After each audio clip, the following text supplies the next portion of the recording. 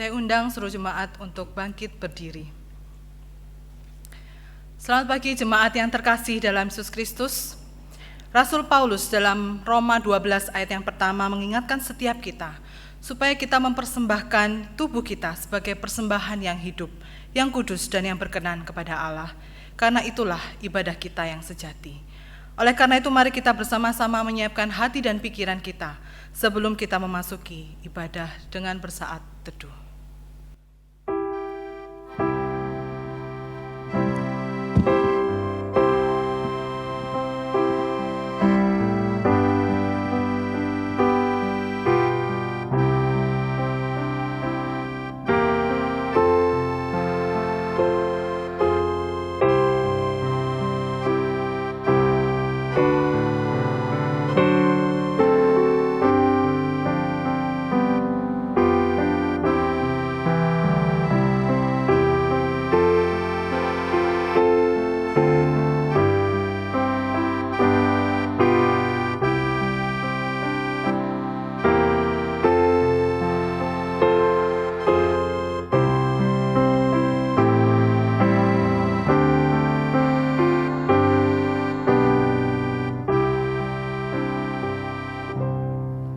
Jemaat sekalian, ibadah kita pagi hari ini, kita mulai di dalam nama Allah Bapa, Allah Putra dan Allah Roh Kudus. Yakinlah bahwa pertolongan kepada kita adalah di dalam nama Tuhan yang menciptakan langit dan bumi dan yang tidak meninggalkan pekerjaan tangannya. Kasih karunia, rahmat dan damai sejahtera menyertai saudara sekalian. Amin.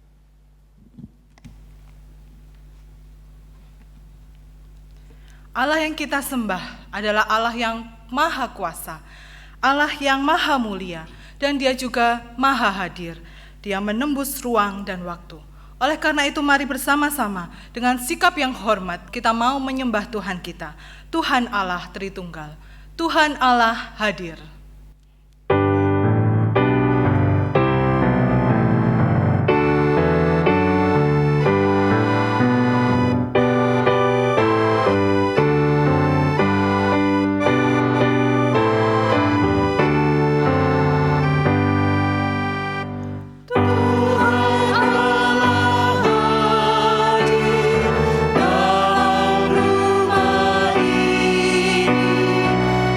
Sembah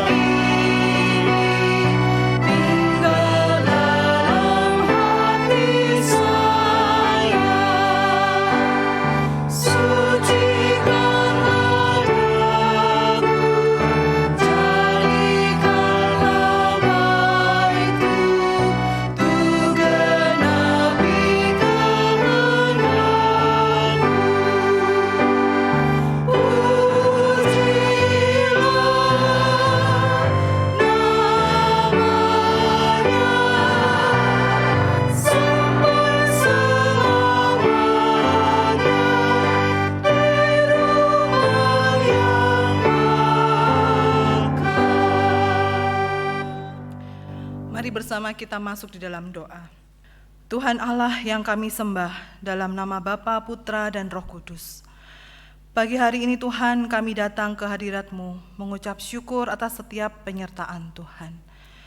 Kalau saat ini kami boleh datang dan kembali beribadah, semua hanya karena anugerah Tuhan. Terima kasih untuk kesehatan, terima kasih untuk berkat-berkat jasmani, terima kasih untuk orang-orang yang Tuhan tempatkan di sekitar kami. Kami sungguh mengucap syukur atas semua kebaikan Tuhan dalam hidup kami. Kami punya Allah yang hidup dan mengenal kami. Saat ini kami mau datang ya Tuhan memohon ampunan atas segala dosa dan kesalahan yang kami perbuat, baik yang kami lakukan dengan sengaja maupun yang tidak sengaja. Seringkali Tuhan kami meragukan Tuhan dan menjadi Tuhan atas hidup kami. Selidiki hati, pikiran, dan seluruh keberadaan kami, sehingga kami pada pagi hari ini boleh dilayakkan untuk menghadap hadirat Tuhan. Berkati ibadah pada pagi hari ini, kami mau menyerahkan waktu di depan ini, supaya apa yang kami lakukan boleh berkenan di hadapan Tuhan.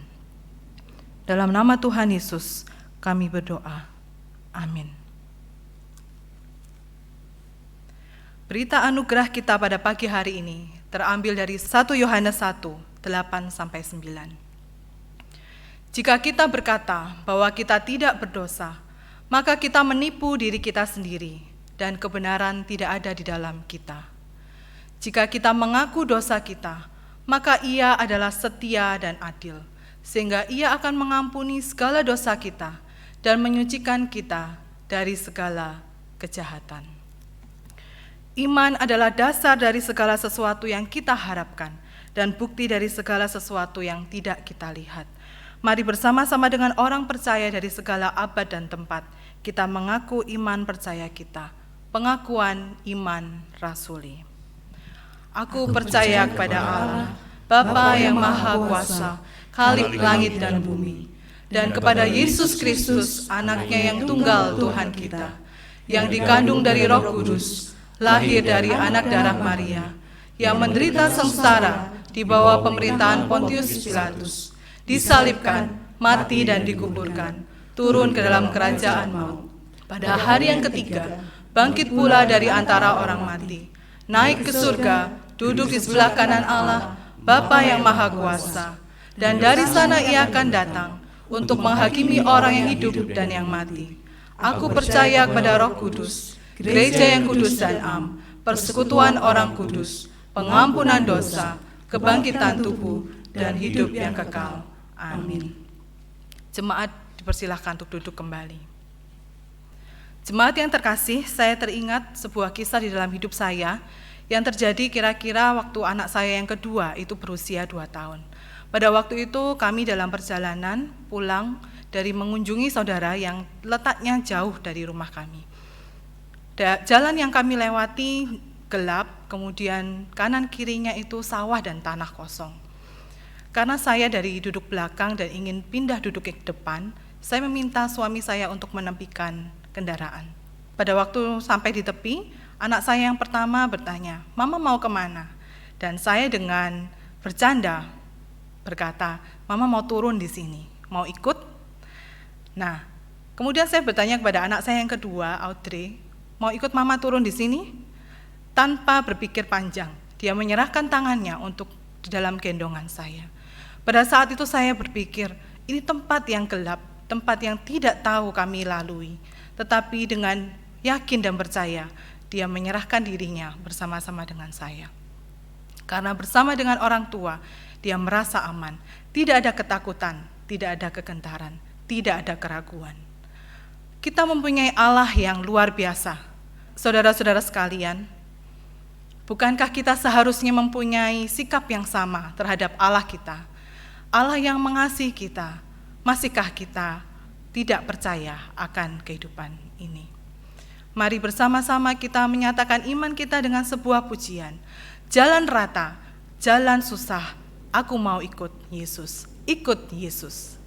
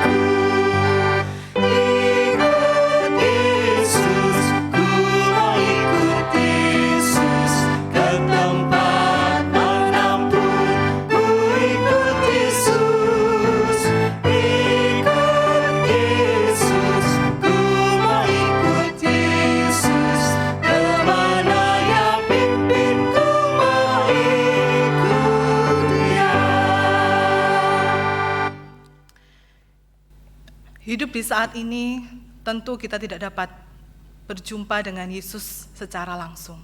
Tetapi bukankah kasih setia dan penyertaannya telah kita rasakan hari demi hari? Maka dengan iman yang teguh, maka kita boleh terus mengaku percaya kepada Allah kita.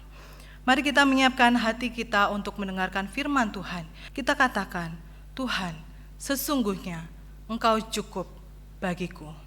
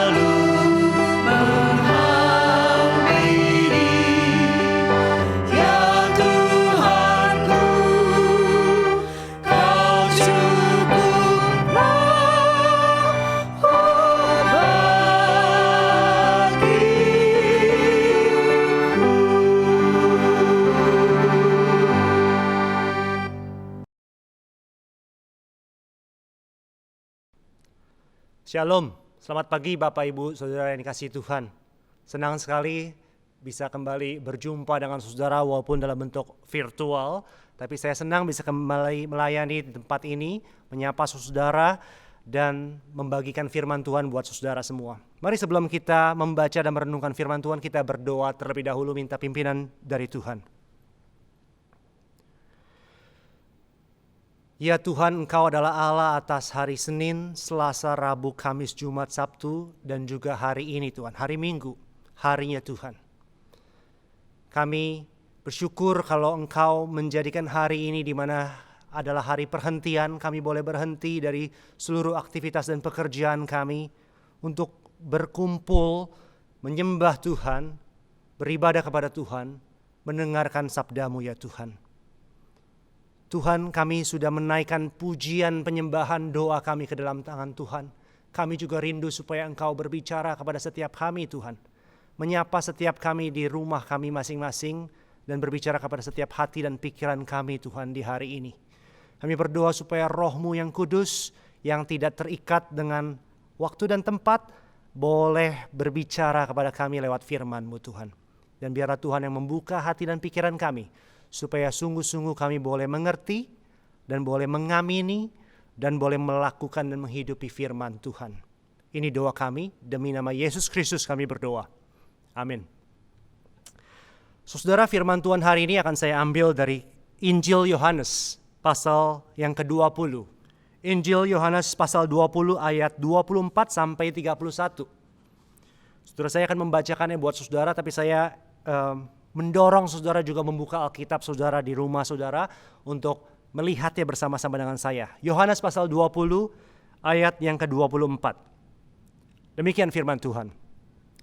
Tetapi Thomas, seorang dari ke-12 murid itu yang disebut Didimus, tidak ada bersama-sama mereka ketika Yesus datang ke situ. Maka kata murid-murid yang lain itu kepadanya, "Kami telah melihat Tuhan." Tetapi Thomas berkata kepada mereka, "Sebelum aku melihat bekas paku pada tangannya dan sebelum aku mencucukkan jariku ke dalam bekas paku itu dan mencucukkan tanganku ke dalam lambungnya, sekali-kali aku tidak akan percaya." 8 hari kemudian murid-murid Yesus berada kembali dalam rumah itu dan Thomas bersama-sama dengan mereka. Sementara pintu-pintu terkunci, Yesus datang dan ia berdiri di tengah-tengah mereka dan berkata, "Damai sejahtera bagi kamu." Kemudian ia berkata kepada Thomas, "Taruhlah jarimu di sini dan lihatlah tanganku, ulurkanlah tanganmu dan cucukkan ke dalam lambungku dan jangan engkau tidak percaya lagi, melainkan percayalah." Thomas menjawab dia, "Ya Tuhanku dan Allahku." Kata Yesus kepadanya, "Karena engkau telah melihat aku maka engkau percaya. Berbahagialah mereka yang tidak melihat namun percaya." Ayat ke-30, memang masih banyak tanda lain yang dibuat Yesus di depan mata murid-muridnya yang tidak tercatat dalam kitab ini. Tetapi semua yang tercantum di sini telah dicatat supaya kamu percaya bahwa Yesuslah Mesias, Anak Allah, dan supaya kamu oleh imanmu memperoleh hidup dalam namanya. Demikian jauh pembacaan firman Tuhan. Seeing is believing. Demikian salah satu moto hidup orang modern hari ini. Melihat adalah mempercayai. Seeing is believing. Kalau saya bisa melihatnya, maka saya akan mempercayainya. Kalau saya tidak bisa melihatnya sendiri, maka saya tidak akan mempercayainya. Bentuk lain dari filsafat hidup ini adalah, kalau hal ini masuk akal saya, maka saya akan mempercayainya. Kalau tidak, ya sorry saja, saya tidak akan mempercayainya. Kalau saya punya bukti yang cukup, maka saya akan percaya. Jika tidak, ya saya tidak akan percaya. Saya kira secara umum prinsip ini merupakan hal yang baik, saudara. Ini menolong kita menjadi orang yang lebih kritis, tidak terlalu naif, dan terlalu mudah percaya, dan akhirnya sering dibohongin oleh orang lain, atau penjual online dan sebagainya, saudara. Namun ketika hal ini dikenakan ke masalah iman, soal kepercayaan dan hubungan kita dengan Tuhan, pola berpikir seperti ini problematik bagi saya. Atau minimal tidak cukup dan harus diimbangi dengan paradigma berpikir yang berbeda. Misalnya, saya menemukan dalam pembacaan saya akan kitab suci bahwa framework atau pola berpikir seperti ini, seeing is believing ini, sering ditantang oleh kitab suci. Kita berpikir andai saja kitab-kitab Injil menyediakan lebih banyak bukti-bukti tentang Kristus dan ditulis sebagai mana berita koran biasanya ditulis oleh para jurnalis, maka seluruh isu tentang iman, kepercayaan, dan tugas bersaksi kita akan jauh lebih mudah. Betul? Itu sebabnya mungkin sebagian dari kita tidak habis berpikir ketika Yohanes menulis di ayat 30 tadi. Memang masih banyak tanda lain yang dibuat Yesus di depan mata murid-muridnya yang tidak tercatat dalam kitab ini. Apa? Tunggu dulu. Kalau kita bisa ngomong langsung ke dia kira-kira ya. Mengapa engkau tidak mencatat dan mengkatalog semua tanda lain itu dalam Injilmu? Kami membutuhkan semua tanda dan argumen yang ada untuk membuktikan bahwa Yesus itu benar adalah anak Allah yang hidup. Mengapa engkau tidak membuat hidup Kristiani kami menjadi lebih mudah? Sebab seeing is believing. Betul? Sign atau tanda yang Yohanes tulis di sini mengacu kepada mujizat Dan ini adalah salah satu konsep yang sentral dalam Injil ini, Injil Yohanes. Ada 7 signs atau tanda yang dipilih dan dicatat oleh Yohanes dalam Injilnya. Saya sebut 3 saja sebagai contoh untuk merefresh memori saudara ya. Misalnya tanda yang pertama, mujizat air yang diubah menjadi anggur di pasal kedua. Kemudian penyembuhan orang yang buta sejak lahir di pasal ke-9. Dan kebangkitan kembali Lazarus setelah mati beberapa hari di pasal ke-11. Tanda-tanda mujizat ini selalu menunjuk ke sesuatu yang di luar dari dirinya sendiri. It points to something else. Secara khusus, sains dalam Injil Yohanes ini menunjuk kepada Yesus, sang pembuat tanda itu sendiri, dan kepada kemuliaan Yesus. Jadi ketika orang melihat tanda atau mujizat yang dilakukan Yesus, mata orang itu akan diarahkan kepada Yesus itu sendiri. Dan ini akan menguatkan klaim Yesus sebagai anak Allah yang hidup itu. Namun bagi Yohanes, saudara, tanda-tanda atau signs ini bukan bukti yang tak terbantahkan, yang pasti akan menjamin seseorang untuk beriman kepada Yesus. Ambil contoh kisah Lazarus tadi, saudara, di pasal yang ke-11. Kita berpikir dan mengira bahwa semua saksi mata yang ada di sana, yang melihat langsung mujizat yang spektakuler ini, pasti akan bertobat dan percaya kepada Yesus yang membangkitkan Lazarus. Namun Yohanes mencatat di ayat ke-46 pasal 11 bahwa meskipun banyak orang tercengang dan menjadi percaya, sebagian lainnya justru pergi dan memberitahu orang-orang Farisi agar mereka mengambil tindakan untuk menangkap Yesus. Dan sungguh event atau mujizat ini, jika kita membaca pasal selanjutnya, menjadi salah satu titik penting di mana para musuh Yesus itu membulatkan hati untuk menangkap dan membunuh Yesus. Jadi saudara, kita lihat bahwa signs atau tanda-tanda itu ternyata bisa membawa orang menolak Kristus, sebagaimana itu juga bisa membawa orang percaya kepada Dia. Tanda-tanda atau bukti-bukti itu punya potensi untuk entah membawa orang mendekat atau menjauh dari Yesus. Saya jadi ingat ketika saya masih remaja, ketika saya baru bertobat, saudara. Saya seringkali frustasi dengan ketidakpercayaan dari teman-teman saya ataupun keluarga saya yang belum percaya.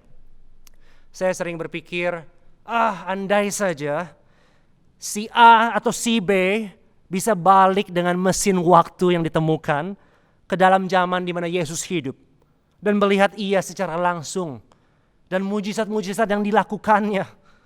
Pasti mereka akan percaya akan apa yang saya katakan kepada mereka.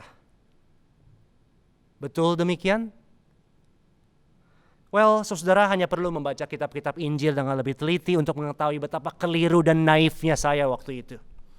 Bukankah mayoritas mujizat-mujizat yang dilakukan Yesus itu dilakukan di depan publik dan bukan hanya kepada murid-muridnya? Lalu bagaimana kita menjelaskan bahwa ada banyak orang Farisi dan ahli Taurat itu yang tidak mempercayai Yesus walaupun mereka sudah lihat dengan mata kepala sendiri Yesus dan apa yang dilakukannya, mujizat-mujizatnya secara langsung. Jelas bahwa tanda-tanda atau bukti-bukti yang menunjukkan keilahian dan identitas Yesus itu tidak memiliki power yang konklusif sifatnya, yang begitu persuasif sehingga membuat orang tidak bisa tidak percaya. Maksudnya saya, sekedar hadir di sana dan melihat sendiri tanda-tanda itu tidak serta-merta membuat seseorang menjadi percaya. Dengan kata lain, nampaknya seeing is not always believing. Mari kita lihat sekarang kasus Thomas di teks kita hari ini, saudara.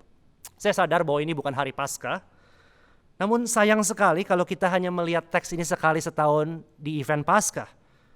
Dan bagaimanapun juga bukankah tiap minggu seharusnya adalah Resurrection Sunday, Minggu Kebangkitan? Bukankah karena itu gereja mula-mula mengganti hari Sabat yang awalnya hari Sabtu itu menjadi hari pertama, hari Minggu? Yaitu karena Kristus bangkit di hari itu. Dan Ia juga sering menampakkan dirinya kepada murid-muridnya di hari itu, hari yang pertama. Every Sunday is a mini Easter. Setiap minggu dalam pengertian tertentu adalah mini Paskah, saudara. Di mana kita berkumpul dan merayakan Yesus yang bangkit dan hidup. Nah, saudara, Thomas absen di hari Minggu Paskah pertama itu ketika Yesus menampakkan diri kepada 10 murid lainnya. Mungkin kita bisa pause sebentar di sini dan mengatakan bahwa minimal ada satu hikmah yang bisa kita pelajari dari teks ini, yaitu jangan absen dari pertemuan minggu ibadahmu, saudara, karena mungkin kamu bisa melewatkan the presence of the risen Christ. Jangan absen karena nanti bisa lewat presence of Jesus Christ, saudara. Saudara, Thomas tidak hadir waktu itu, tapi murid-muridnya hadir dan bersaksi kepada Thomas, mengatakan, kami telah melihat Tuhan, ia telah bangkit. Thomas tidak mempercayai apa yang ia dengar. Ia bersikuku bahwa kalau ia tidak melihat Yesus secara langsung dan mencucukkan jarinya di lubang di sisi tubuh Yesus itu, ia tidak akan percayakan kebangkitan. Tapi mengapa ia tidak percaya? Yang bersaksi kepadanya kali ini adalah pria, bukan wanita. Ini tidak seperti kisah atau kesaksian sebelumnya di mana Maria Magdalena dan para murid wanita lainnya yang sebagai saksi pertama kebangkitan bersaksi kepada murid, namun mereka tidak didengar atau tidak dipercaya. Karena memang dalam budaya itu kesaksian wanita itu dianggap unreliable, tidak dapat dipercaya, saudara. Tapi dalam kasus ini pria yang bersaksi kepadanya. Dan bukan hanya satu pria, tapi minimal ada 10 saksi di sini. Bukan hanya 1 atau 2 yang merupakan jumlah minimal saksi yang dibutuhkan dalam kasus legal di pengadilan pada zaman itu. Tetapi 10 dan lebih lagi, para saksi ini bukan orang asing yang baru dikenal oleh Thomas, saudara. Melainkan rekan-rekan seperjalanannya sendiri yang telah hidup bersama dengan dia minimal 3 tahun. Tentu saja kesaksian mereka dapat dipercaya, bukan? Dan bukankah Yesus sendiri sebenarnya telah mengajarkan dan memperlihatkan bagaimana dia berkuasa atas alam, membangkitkan orang mati, dan bersaksi lebih dari sekali bahwa anak manusia akan menderita mati dan akan bangkit kembali. Jadi mengapa Thomas sulit sekali rasanya untuk menerima kesaksian para koleganya dan percaya bahwa Yesus telah benar bangkit? Well, meski saya menyebut beberapa faktor penunjang di atas, kita harus mengingat bahwa tidak ada seorang pun, termasuk para murid sekalipun, yang expect atau mengharapkan bahwa guru mereka akan bangkit kembali, saudara. Kalau kita mensurvei narasi-narasi kebangkitan di Injil, kita melihat bahwa kebangkitan Yesus tidak diterima dengan mudah oleh para pengikutnya sendiri. Betul bahwa mereka melihat Yesus membangkitkan Lazarus yang mati, tetapi sekarang Yesus sendiri yang mati. Siapa yang akan membangkitkan dia? Walau kelihatannya sulit dipercaya, namun kita bisa bersimpati dengan ketidakpercayaan dari Thomas di sini. Namun perhatikan, saudara, Thomas tidak percaya bukan hanya karena ini bicara soal kebangkitan, lagi pula siapa yang percaya dengan mudah orang yang bangkit dari mati, bukan? Melainkan Thomas tidak percaya khususnya karena ia tidak melihatnya dengan mata kepala sendiri. Saudara lihat, bagi Thomas, seeing is believing. If I don't see, I will not believe it. Saudara, saya katakan tadi bahwa kita bisa bersimpati dengan Thomas. Kenapa? Karena kita, persis seperti Thomas, seringkali menuntut tanda untuk dapat percaya, bukan? Kita hidup dalam budaya dan masyarakat yang mengajar kita untuk menuntut bukti untuk apa yang kita percayai. Jika kita tidak bisa menyediakan bukti yang cukup atau mengutarakan alasan yang rasional untuk kepercayaan kita, maka kita disarankan untuk membuang kepercayaan itu. Itu langsung masuk kategori mitos, superstitions atau tahayul, wishful thinking atau utopia saja, tradisi belaka dan sebagainya. Kita dikondisikan untuk mempercayai hanya apa yang kelihatan, apa yang kelihatannya logis, dan apa yang masuk kategori fakta, ilmiah, atau scientific, akademis. Menurut apa atau menurut siapa? Tentu saja menurut standar dunia ini. Dunia mengajar kita untuk tidak dengan mudah mempercayai apa yang kita dengar, baik dari orang lain, bahkan dari orang tua kita sendiri, dan khususnya dari kitab suci. Dan saya harus akui bahwa kita telah belajar dan telah diajar dengan sangat baik akan hal ini. Itu sebabnya kecurigaan akan tradisi, pemberontakan terhadap figur atau institusi otoritas, dan wacana critical thinking atau free thinker, saudara ya. Orang berpikir secara bebas dan independen. Itu menjadi ciri khas dari budaya pembelajaran kita hari ini, saudara. Tentu saja budaya atau mindset atau paradigma ini bukanlah fenomena yang baru, saudara. Dan ini ironis, saudara. Ide critical atau independent thinking ini yang menaruh kecurigaan yang sangat tinggi terhadap tradisi, itu sendiri merupakan satu tradisi, saudara. Bagian dari sebuah tradisi, yaitu tradisi modern atau yang kita sering sebut modernisme. Yang dimulai dari zaman pencerahan atau enlightenment.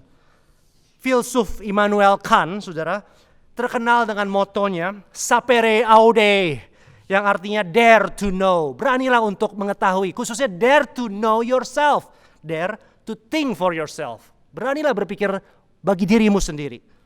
Dan ini merupakan versi lain dari motto yang lebih populer dari filsuf sebelumnya, yaitu René Descartes, yang mengatakan cogito ergo sum, I think therefore I am. Saya berpikir itu sebabnya saya ada. Thomas memang bukan anak dari modernitas, saudara. Ia tidak dipengaruhi oleh Kant maupun Descartes. Tetapi ia adalah anak dari Adam dan Hawa, yang memutuskan untuk mengetahui apa yang baik dan jahat menurut kacamatanya sendiri, terlepas dari kebergantungan kepada Allah. Dan kita bisa mendeteksi benang merah dari pola pikir mereka di sini, baik Adam, Hawa, Thomas maupun Kant dan Descartes tadi. Saya harus melihatnya terlebih dahulu. Saya adalah makhluk yang rasional dan independen. Saya sendirilah yang berhak memutuskan apa yang baik dan benar menurut saya. Singkatnya, seeing is believing. Saudara, yang menarik ialah bukan hanya kita bisa bersimpati dengan Thomas dalam teks kita, namun Yesus nampaknya juga berempati kepada dia. Yesus tidak menghukum Thomas misalnya dengan tidak menampakkan diri kepadanya. Tidak. Sebaliknya teks kita mengindikasikan bahwa ia datang lagi ke murid-muridnya seminggu setelah minggu Paskah yang pertama itu. Dan secara khusus datang untuk Thomas. Dan ketika ia hadir, ia mengundang Thomas untuk memeriksanya. Untuk mencucukkan jari di lubang bekas lukanya. Untuk melihatnya dengan langsung. Dan kita juga harus ingat bahwa dari mulut Thomas lah akhirnya keluar pengakuan iman yang sangat jelas dan gamblang itu tentang siapakah Yesus. Ya Tuhanku, ya Allahku. Jadi kita harus berterima kasih kepada Thomas di sini, saudara. Namun jangan lupa, saudaraku, bahwa Yesus tidak sekedar memberikan dirinya untuk diperiksa oleh Thomas. Ia juga memeriksa Thomas dan mengkritiknya, saudara. Rebuke atau teguran yang pertama, saya kira adalah ketika Yesus berkata, jangan engkau tidak percaya lagi, melainkan percayalah. Ini adalah sebuah perintah dari Tuhan dan bukan sekedar sebuah suggestion, masukan, input, usulan, atau for your consideration only. Betul, Yesus awalnya mengundang Thomas untuk memeriksanya. Ada invitation di sana. Tetapi invitation itu diakhiri dengan command, dengan sebuah perintah untuk percaya. Kemudian kita juga melihat rebuke atau kritikan dari Tuhan Yesus dalam kalimat pamungkasnya itu. Meski kali ini mungkin lebih implisit. Yesus berkata, Thomas, kamu percaya karena melihat. Berbahagialah mereka yang percaya meski tidak melihat. Tentu saja menjadi percaya setelah melihat lebih baik daripada tidak percaya meski telah melihat. Seperti yang saya katakan sebelumnya, ada banyak yang melihat Yesus dan mujizat-mujizatnya, tetapi tetap saja tidak percaya. Jadi kita perlu memberi kredit di sini kepada Thomas. Ia menjadi seperti seorang simbol atau lambang atau figur dari seorang seeker yang mencari kebenaran dengan sungguh-sungguh, dengan tulus. Yang memiliki pertanyaan yang jujur tentang iman dan tentang Tuhan, lalu akhirnya menjadi percaya setelah mendapat jawabannya. Tetapi saudara, Yesus berkata bahwa ada alternatif yang lain. Ada posisi atau mindset yang lain dari yang dimiliki Thomas. Yang lebih baik, atau kalau kita mau lebih literal, yang lebih berbahagia. Betul bahwa tidak ada kata lebih di ayat 29 di sini. Namun konteks besar dari narasi ini, serta sintak atau susunan dari ayat ini jelas menunjukkan perbandingan, comparison. Karena engkau telah melihat aku, maka engkau percaya. Kata Yesus. Berbahagialah mereka yang tidak melihat, namun percaya. Itu sebabnya beberapa komentator termasuk bapak-bapak gereja menyebut ini sebagai the last beatitude atau ucapan bahagia Yesus yang terakhir, yang seakan-akan menutup seluruh rangkaian Injil yang dimulai dari di Matius bagian awal itu ucapan bahagia Yesus di bukit, saudara. Diakhiri sampai di kitab Injil Yohanes ini. Jika Thomas, saudara, merupakan simbol atau figur dari posisi yang pertama tadi, yang melihat dan percaya, maka siapa yang dimaksud Yesus sesungguhnya dari posisi yang kedua ini? Yang percaya meski tidak melihat. Menurut saudara siapa? Tentu saja pembaca mula-mula dari Injil ini. Tetapi juga terus sampai kita pada hari ini. Dengan kata lain, seluruh pengikut Yesus selain para rasul yang adalah saksi mata langsung dari kebangkitan Yesus. Saudara, entah bagaimana dengan saudara, tapi saya secara pribadi merasa terharu sekali bahwa Yesus berpikir tentang kita ketika dia mengucapkan kalimat berbahagia di sini. Bahwa Yesus telah berbicara tentang iman kita jauh sebelum kita beriman dan bahkan dilahirkan di dunia ini. Apakah saudara merasakan hal yang sama? Namun jujur saya tidak bisa tidak berpikir seperti ini. Apa yang membuat kita orang-orang yang tidak pernah melihat dan menyentuh Yesus secara langsung lebih berbahagia daripada murid-murid Yesus itu? Maksud saya, kalau saya bisa memilih di zaman apa dan sebagai siapa saya lahir, maka saya jelas akan memilih di zaman Yesus hidup di dunia dan sebagai salah satu dari 12 murid itu. Lagi pula apa yang kuingini di bumi selain tinggal dalam pelataran Tuhan, hidup dalam hadirat Tuhan, bukan? Kata pemazmur, lebih baik 1 hari di bait Allah dibandingkan 1000 hari di tempat lain. Dan bukankah Yesus adalah bait Allah yang hidup itu sendiri? Adakah yang lebih berbahagia dibanding mereka yang pernah menyentuh dan disentuhnya? Berbicara dan mendengar langsung dari kata-kata dan mulut dia. Melihat dia muka dengan muka. Dan hidup bersama-sama dengan dia bukan 1 hari, melainkan sekitar 3 tahun. Dia yang adalah kekasih jiwa kita dan mentari hidup kita. Adakah yang lebih berbahagia? Herannya kata Yesus, ada, saudara. Mereka yang tidak melihat secara langsung, namun percaya. Dengan kata lain, kita, saudara dan saya, bersama dengan seluruh umat percaya lain yang tidak melihat namun percaya. Tapi bagaimana mungkin, bukan? Apa maksud Yesus di sini? Saudara, yang pertama kita harus ingat adalah bahwa kebahagiaan di sini bukanlah kebahagiaan pada umumnya yang biasanya bergantung dari sikon di luar kita. Ini bukan happiness in a generic or general sense. Sebaliknya ini adalah happiness atau blessedness terjemahan lainnya yang diberkati, yang spesifik sifatnya, yang Kristen sifatnya, yang berasal dari Allah, yang keluar dari dalam dan keluar, bukan dari luar ke dalam, saudara. Yang hanya dapat dimengerti dalam konteks iman Kristen. Paralel terdekatnya tentu saja adalah ucapan bahagia di bukit tadi, saudara. Apa maksudnya? Berbahagialah mereka yang miskin di hadapan Allah. Mereka yang berduka cita, mereka yang lemah lembut, yang lapar dan haus akan kebenaran, yang menderita karena dianiaya. Mereka orang-orang yang berbahagia. Ini counterintuitif, saudara. Ini tidak seperti konsep bahagia yang dunia kenal. Jelas Yesus sedang berbicara tentang kebahagiaan dalam level yang begitu berbeda. Berbahagialah mereka yang melihat namun tidak percaya. Namun yang kedua, kita juga perlu ingat bahwa ucapan Yesus di sini ada dalam konteks percakapan dengan Thomas secara spesifik dan bukan kepada murid-murid secara umum. Yesus berkata dan berkatikan kata penghubung di sini yang dipakai Yesus. Karena engkau melihat aku, maka engkau percaya. Jadi yang dikontraskan di sini adalah antara mereka yang percaya meskipun tidak melihat Yesus, yaitu kita, dengan Thomas dan orang-orang lain seperti Thomas yang dapat percaya hanya dan hanya jika ia telah melihat Yesus terlebih dahulu.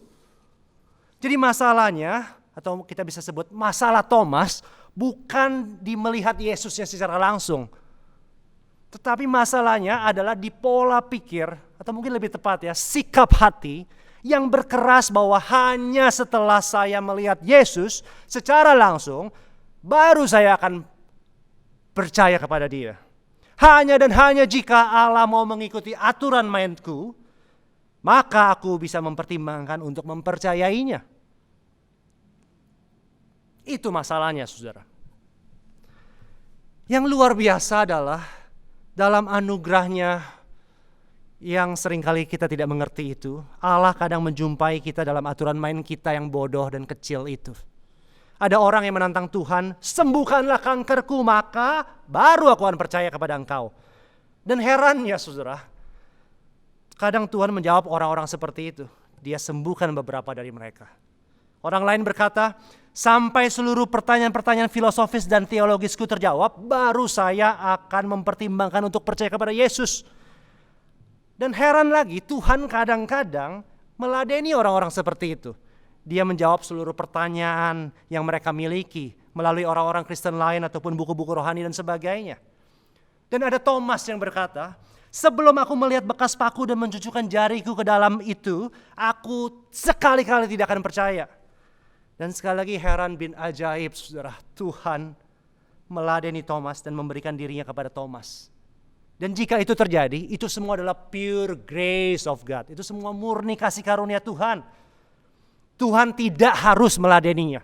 Tuhan tidak berhutang kepada kita untuk membuktikan dirinya sendiri, mengikuti standar dan aturan main Thomas ataupun kita. Dan ingat saudara, tetapi ingat, kata Tuhan Yesus ada alternatif lain. Ada cara berpikir yang berbeda. Ada cara hidup yang lebih baik, yang lebih berbahagia. Mempercayai Tuhan meski tidak melihatnya. Sola fide, hanya oleh iman. Bukankah minggu ini merupakan bagian daripada seluruh rangkaian khotbah di bulan ini untuk menjunjung atau mengingat, memperingati reformasi?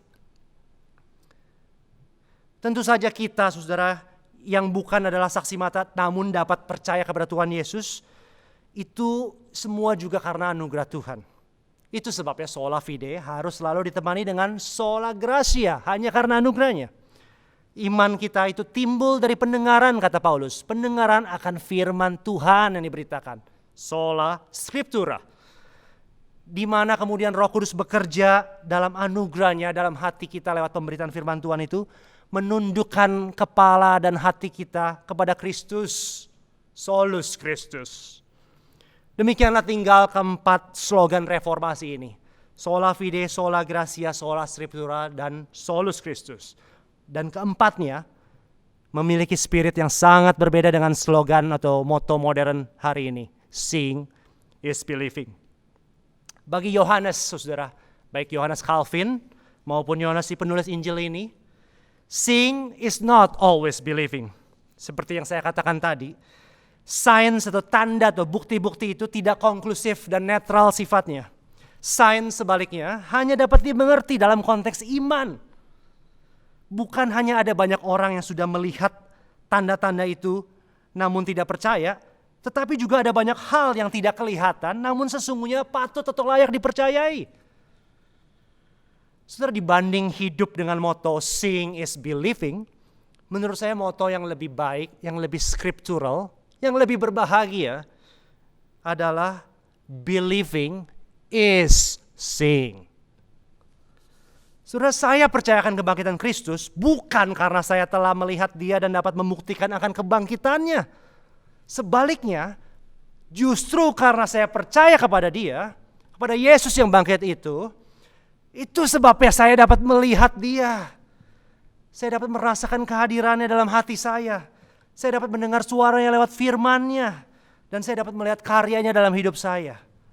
Jadi saudara, logikanya bukan I think therefore I am. Ala Descartes tadi, saudara ya. Saya berpikir maka saya ada. Atau variasi lainnya, I see therefore I believe. Saya lihat maka saya percaya. Melainkan, we believe therefore we see. Kita telah percaya kepada Kristus dalam anugerahnya, itu sebabnya kita bisa melihat dia. Believing is seeing. Saudara, ini sebenarnya merupakan bentuk lain dari moto tradisional Kristiani, saudara, yang dipopulerkan Bapak Gereja Agustinus dan juga Anselm, yang berkata faith seeking understanding, iman yang mencari pengertian. Kita mulai dengan iman, dan kita selalu mulai dengan iman. Iman kepada Kristus, dan dari situlah, dan dengan framework itulah, kita berusaha memahami dan menalar iman Kristen. Saudara, kebangkitan Kristus bukanlah hasil akhir atau kesimpulan dari proses penalaran dan pencarian kita setelah mengkaji bukti-bukti dan tanda-tanda yang ada. Sebaliknya, kebangkitan adalah titik awal atau presuposisi iman Kristen yang memungkinkan kita untuk melihat dan mengerti Alkitab dan dunia di mana kita hidup sekarang ini, saudara. Relasi antara kebangkitan dan kekristenan mungkin seperti matahari dan mata kita, saudara. Kita sulit sekali melihat langsung ke matahari, bukan? Sinarnya begitu menyilaukan dan melampaui dari apa yang mata kita dapat tampung dan lihat. Namun, tanpa matahari, kita tidak dapat melihat apa-apa. We don't normally see directly at the sun, but through it, everything become clear to us. Kita tidak melihat secara langsung matahari itu, tetapi melalui sinarnya kita bisa melihat segala sesuatu yang lain. Believing is seeing. Ketika kita percaya kepada Kristus yang bangkit dan mempercayakan diri kita kepadanya, sang matahari hidup kita itu, maka kita akan melihat segala sesuatu itu dengan lebih jelas, lebih fokus, dan lebih meaningful. Saudara bisa melihat corona dan pandemi hari ini dari kacamata seeing is believing, atau sebaliknya, believing is seeing. Berbahagialah mereka, berbahagialah kita yang tidak melihat namun percaya, karena suatu saat mereka akan dimampukan untuk melihat Dia, sang terang itu sendiri, muka dengan muka, dan tetap hidup selama-lamanya. Kiranya Tuhan memberkati iman saudara dan menumbuhkan iman saudara terus menerus dalam perjalanan hidup saudara di tengah pandemi yang sulit ini. Percayalah kepada Dia meski engkau tidak melihat tangannya. Amin. Mari kita berdoa. Ya Tuhan, Engkau adalah matahari hati kami dan hidup kami. Seringkali sulit bagi kami untuk melihat Engkau secara langsung.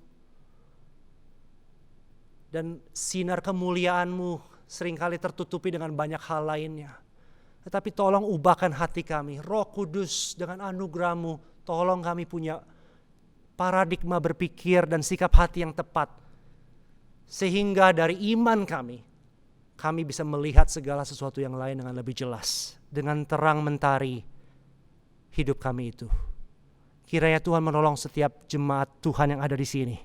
Yang mendengarkan firman Tuhan ini. Yang beribadah di setiap hari Minggu, hari kebangkitan, hari pertama itu. Tolong mata hati kami terbuka supaya kami boleh melihat Kristus.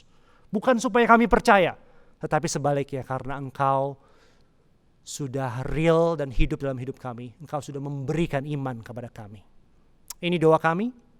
Dalam nama Tuhan Yesus kami berdoa. Amin. Jemaat sekalian, kita akan melanjutkan dengan doa syafaat. Ya Tuhan, kami berdoa dengan sungguh-sungguh untuk bangsa dan negara kami. Belakangan ini kami melihat adanya demonstrasi yang cukup besar terjadi berkaitan dengan Undang-Undang Cipta Kerja. Kami berdoa supaya pemerintah dapat mengatasi gelombang demonstrasi yang ada. Kami juga berdoa agar rakyat dapat memandang, mempelajari bagaimana undang-undang ini yang ditujukan untuk kesejahteraan rakyat.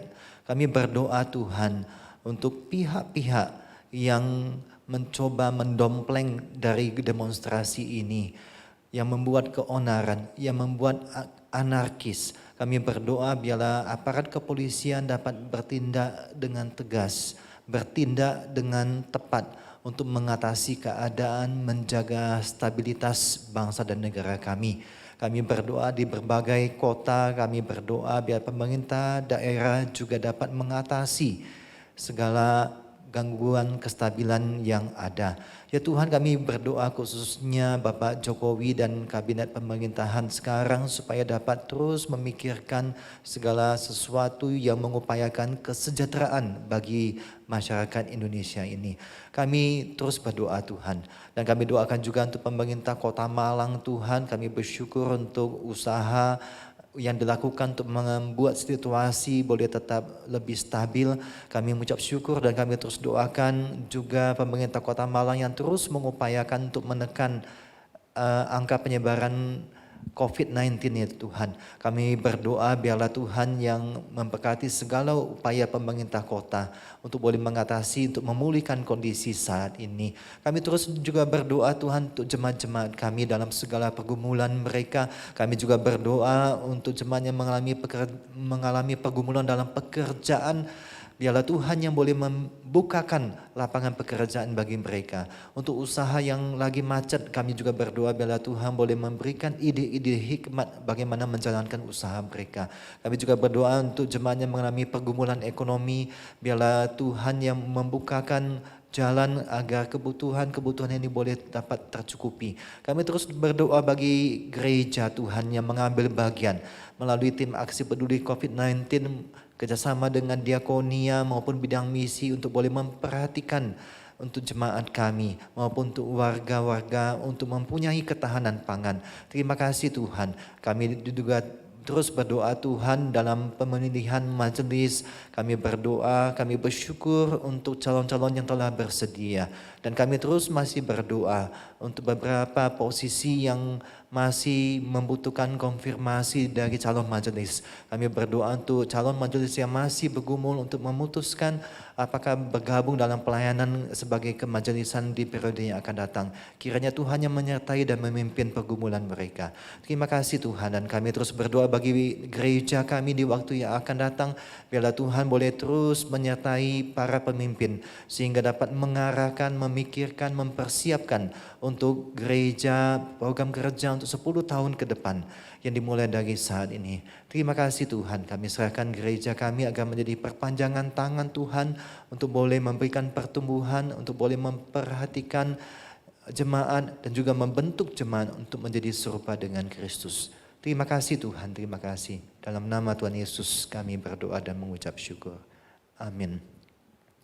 Shalom jemaat sekalian, kita bersyukur kalau pada pagi hari ini kita boleh bersama-sama mengikuti ibadah baik secara online streaming maupun melalui Malang TV. Kiranya rangkaian ibadah dari awal hingga akhirnya boleh memberikan penguatan iman kepada setiap kita. Terima kasih kepada Bapak Chandra Wim yang telah menyampaikan kebenaran firman Tuhan. Terima kasih juga kepada segenap para pelayan ibadah yang telah melayani pada pagi hari ini. Kiranya kita terus bisa semangat untuk melayani Tuhan di waktu-waktu yang akan datang. Bapak Ibu Saudara sekalian, seperti biasa persembahan pada hari ini dapat ditransfer melalui rekening gereja atau melalui scan QR Code yang ada di layar. Dan persembahan bisa meliputi persembahan rutin maupun persembahan persepuluhan maupun persembahan aksi peduli COVID-19. Kiranya Tuhan terus memberikan kemurahannya bagi hidup kita sekalian. Selanjutnya kita akan menyaksikan warta tayang. Shalom jemaat sekalian. Setelah ibadah ini akan ada ibadah streaming yang kedua pada pukul 9 pagi yang akan dilayani oleh Evangelis Chandra Wim. Dan ibadah Yud pada pukul 11 siang yang akan dilayani oleh Pendeta Merisi. Ibadah streaming dapat diakses di YouTube channel GKKK Malang. Diberitahukan bagi jemaat sekalian yang berencana menikah di sepanjang tahun 2021, GKKK Malang akan membuka kembali kelas katekisasi pranikah yang akan dimulai pada minggu pertama bulan November 2020 melalui aplikasi Zoom. Batas waktu pendaftaran tanggal 31 Oktober 2020. Untuk pendaftaran dan informasi lebih lanjut dapat menghubungi Tata Usaha GKKK Malang. Diingatkan kepada jemaat sekalian bahwa GKKK Malang mengadakan fellowship online dengan jadwal fellowship yang pertama pada pukul 7:15 pagi setelah ibadah online yang pertama, dan fellowship yang kedua pada pukul 10:30 siang setelah ibadah online yang kedua.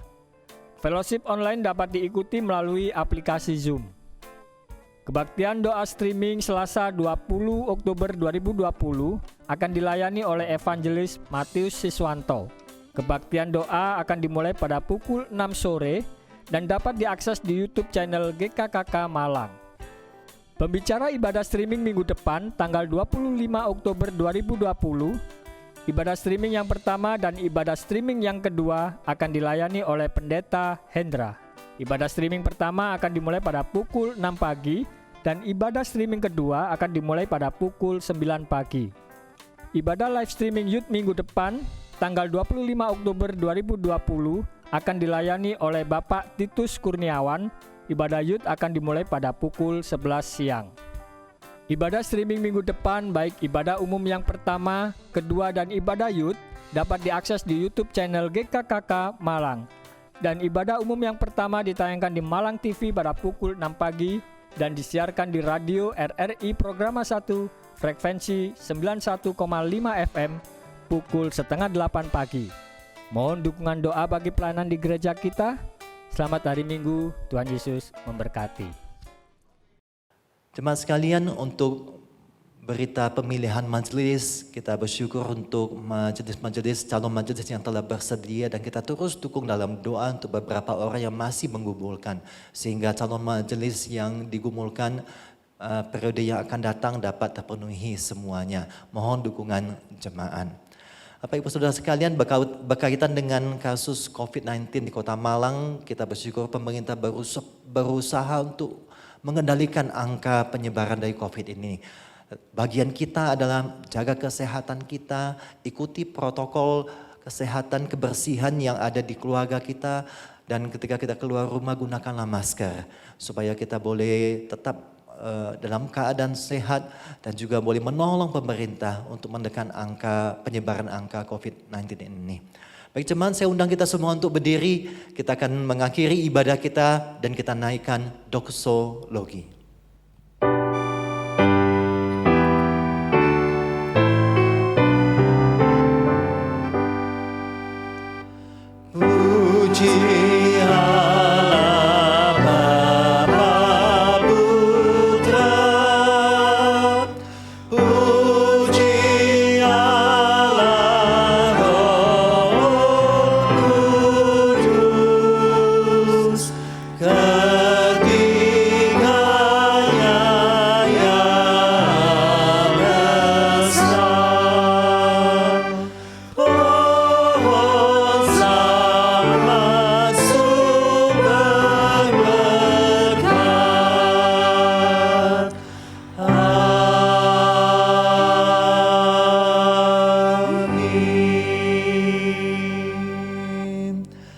Jemaat yang dikasihi oleh Tuhan dan yang mengasihi Tuhan. Jadilah jemaat-jemaat yang tetap setia dan tetap beriman kepada Tuhan Yesus. Sekalipun kita belum melihat pekerjaan Tuhan di tengah-tengah kehidupan kita. Dan percayalah Tuhan yang terus akan memimpin langkah-langkah kita ke depannya. Arahkanlah mata hati dan pikiranmu kepada Tuhan dan terimalah berkat dari Tuhan. Tuhan memberkati engkau dan melindungi engkau.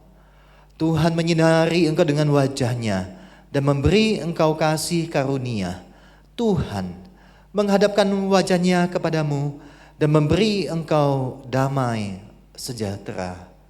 Amin.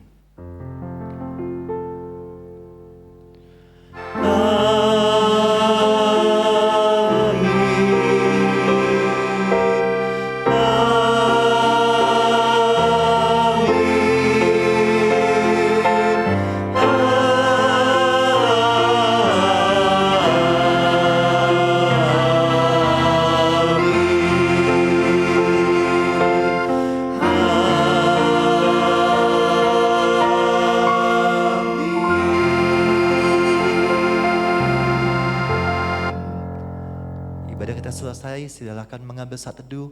Tuhan Yesus memberkati kita sekalian. Amin.